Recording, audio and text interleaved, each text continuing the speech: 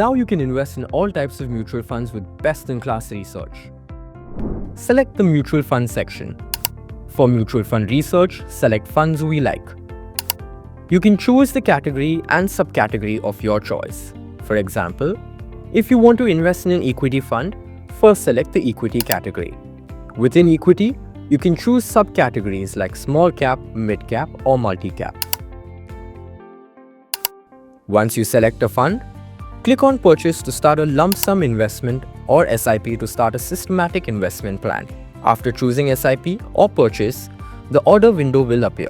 Placing a lump sum order, choose the mode of payment. Enter the amount you want to invest in the fund. Starting in SIP.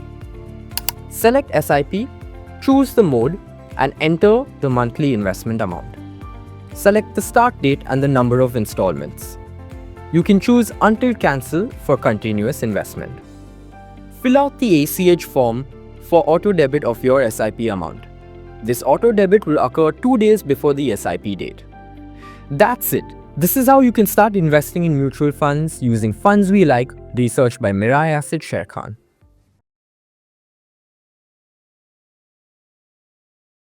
Mutual fund investments are subject to market risks. Read all scheme-related documents carefully before investing.